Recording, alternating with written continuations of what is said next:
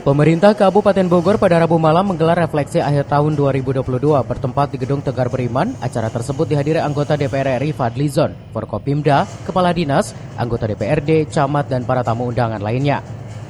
Acara refleksi akhir tahun 2022 yang rutin dilaksanakan setiap tahunnya itu terlihat cukup meriah, dihiasi dengan dekorasi nuansa tahun baru dan menampilkan seni tarian daerah dan musik band dari ibu kota. PLT Bupati Bogor Iwan Setiawan mengatakan acara refleksi di penghujung tahun 2022 pihaknya menyampaikan keberhasilan selama dipimpin kurun waktu 4 tahun. Kabupaten Bogor sudah banyak perubahan baik dari infrastruktur pembangunan maupun program-program bantuan untuk pendidikan.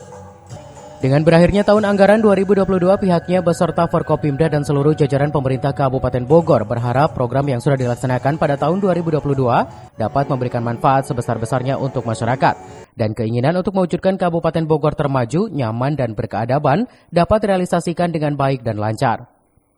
Terlaksana.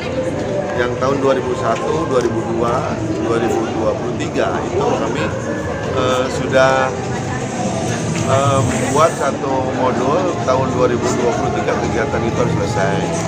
Nah ini contohnya ya seperti gini ya, ruang kelas RKB yang 2.500 lebih selama 5 tahun apakah sudah selesai terlaksana dengan baik gitu. Terus jumlah jalan, jumlah target-target yang selain infrastruktur juga kami punya misalnya program beasiswa untuk belajar apakah terlaksana sebanyak 1.200 orang itu satu periode ya, bukan per tahun ya. Karena kita mendanai satu orang itu untuk sampai lulus berarti 4 tahun. Itu artinya kita 1.200 itu untuk 5 tahun. Iwan juga menambahkan menjelang akhir tahun Pemka Bogor selalu melakukan refleksi bertujuan untuk mengevaluasi jalannya kegiatan pelayanan Pemka Bogor kepada masyarakat. Dan target tahun 2023 ke depan akan mengkoreksi semua program baik yang sudah maupun yang belum dilaksanakan.